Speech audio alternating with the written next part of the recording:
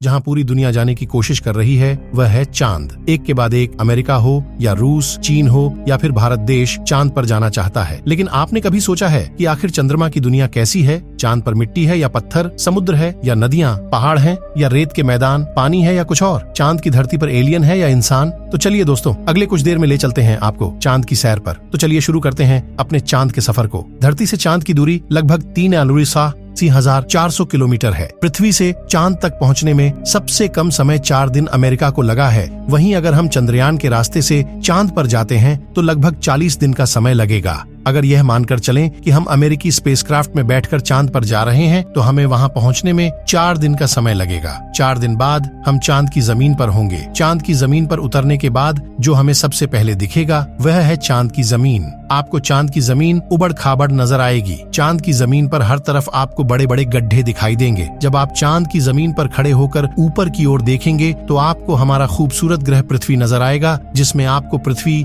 साफ साफ अपने अक्ष पर घूर्णन करती हुई नजर आएगी, लेकिन आसमान में हमेशा उसकी स्थिरता बनाए रखेगी। अर्थात चांद पर खड़े होकर पृथ्वी को कई वर्षों से अगर हम निहारते रहे तो वह अपनी जगह से टस से मस नहीं होगी। चांद का गुरुत्वाकर्षण पृथ्वी के मुकाबले 6 गुना कम है, यानी चांद की जमीन पर जाने के बाद हमारा वजन 6 गुना कम हो जाएगा। यदि पृथ्वी पर आपका वजन 60 किलो है तो चांद की सरफेस पर आपका वजन केवल 10 किलो ही रह जाएगा। यानी चांद की जमीन पर उतरने के बाद आप अपने आप को काफी हल्का महसूस कर रहे होंगे। आप इधर उधर आसानी से उछल पाएंगे। इसी कारण नील आर्मस्ट्रांग जब चांद पर चल रहे थे तब उछल उछल कर चल रहे थे, क्योंकि दोस्तों चांद पर पृथ्वी की तरह चल पाना संभव नहीं है। चांद की सतह पर नील आर्मस्ट्रांग और उनके साथियों के कदमों के निशान आज भी मौजूद हैं, क्योंकि वहां पर हवा न होने की वजह से वह निशान मिटा नहीं है। फिर थोड़ा चलने के बाद जब आप चांद पर इधर उधर देखोगे तो आपको बहुत सारा कचरा पेपर, बहुत सारे क्षतिग्रस्त सैटेलाइट और बैग्स मिलेंगे।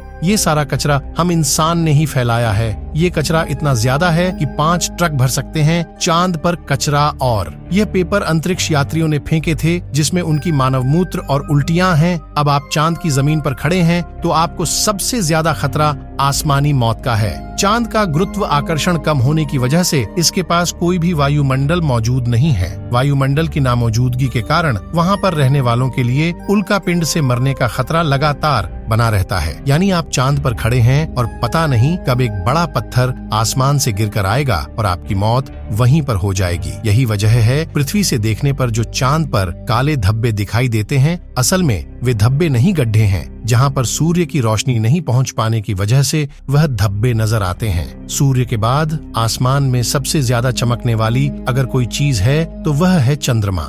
जब हम पृथ्वी से आसमान की तरफ देखते हैं तो हमें नीला दिखाई देता है, लेकिन जब चांद से आसमान की तरफ देखेंगे तो हमें नीला नहीं बल्कि काला दिखाई देगा। यानी आप जब भी ऊपर आसमान की तरफ देखेंगे तो आपको लगेगा कि आप काले आसमान की दुनिया में आ गए हैं। अब चांद पर खड़े होकर आप बहुत बोरिंग फील कर रहे हैं और हम मजाक नहीं कर रहे। अमेरिकी अंतरिक्ष एजेंसी नासा ने वर्ल्ड रिकॉर्ड में अपना नाम दर्ज करवाते हुए चांद पर वाईफाई की सुविधा उपलब्ध करा दी है, जो कि 3 MBPS तक इंटरनेट स्पीड देता है। यानी आप आराम से चांद पर इंटरनेट चलाकर अपना एंटरटेनमेंट कर सकते हैं। अब आपका मन कर रहा है इंटरनेट तो बहुत हुआ, अब चांद से पृथ्वी पर अपने घर फोन करके बात करता हूँ। आपने फोन मिलाया, फोन लग भी गया, लेकिन यह क्या, आप बोल रहे हैं लेकिन आपकी आवाज मुंह से बाहर नहीं आ रही है। जी हाँ, यह सच है। चांद पर आप कितना भी जोर से चिल्ला लें, आपकी आवाज मुंह से बाहर नहीं आएगी। धरती पर वायु की हमेशा हर जगह उपस्थिति रहती है, लेकिन चंद्रमा का अपना कोई वायुमंडल नहीं है, इसलिए वहां पर ध्वनि तरंगों का संचरण सामान्य रूप से संभव नहीं है। यदि आप चंद्रमा पर किसी को पुकार कर बुलाना चाहेंगे तो उस तक आपकी आवाज नहीं पहुंच पाएगी। परंतु चंद्रमा पर एस्ट्रोनॉट्स स्पेस सूट में रहते हैं, जिसमें ऑक्सीजन और नाइट्रोजन भरकर कृत्रिम रूप से वायुमंडलीय दबाव बनाया जाता है। इसलिए वे सूट में बात कर सकते हैं और उसमें लगे माइक्रोफोन की मदद से किसी अन्य व्यक्ति तक भी अपनी बात पहुंचा सकते हैं। इस तरह से चंद्रमा पर टेलीफोन के काम करने में तो कोई समस्या नहीं है, लेकिन आपको ध्वनि को अपने मुंह से माइक्रोफोन तक पहुंचाने के लिए किसी माध्यम जैसे वायु की आवश्यकता पड़ेगी, जो कि इस स्पेस सूट में ही संभव है।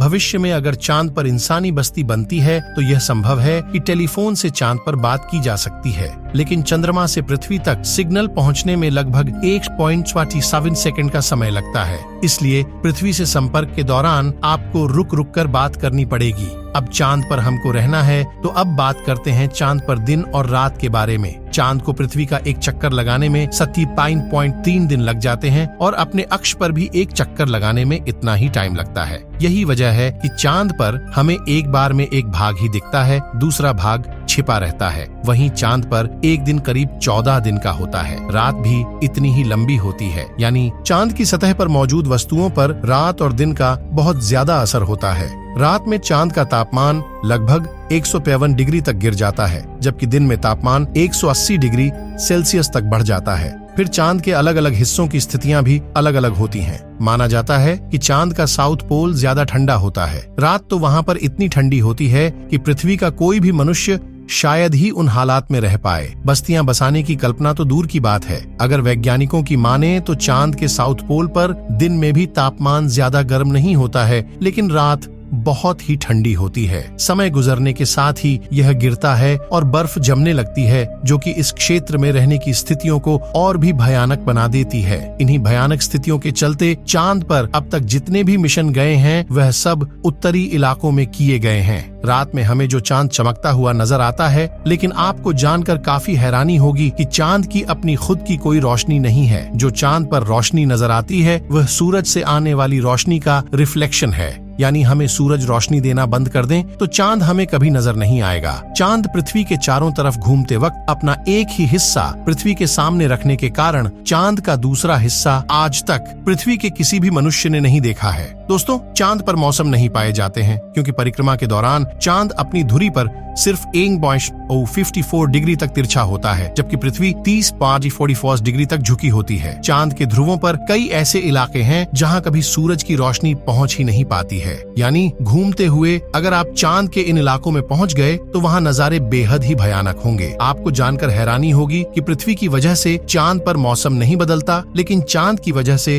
पृथ्वी पर मौसम बदलते हैं। अब अगर आपका चांद की दुनिया का सफर कंप्लीट हो गया हो तो आप अपने स्पेसक्राफ्ट में बैठ जाएं और उसके बाद धरती पर आने के लिए रवाना हो जाएं। दोस्तों, आपको चांद का डरावना और जानकारियों से भरा सफर कैसा लगा, हमें कमेंट बॉक्स में लिखकर जरूर बताएं। इस वीडियो को एक लाइक जरूर करें और अपने मित्रों तक इस वीडियो को शेयर करें ताकि उन्हें भी जानकारी मिल सके। और भी नॉलेज एप्पल वीडियो के लिए अपने भरोसेमंद चैनल को सब्सक्राइब जरूर करें और बेल आइकन को ऑल पर सिलेक्ट करना बिल्कुल ना भूलें। मिलते हैं किसी और नॉलेज केबल वीडियो के साथ। वीडियो को अंत तक देखने के लिए धन्यवाद।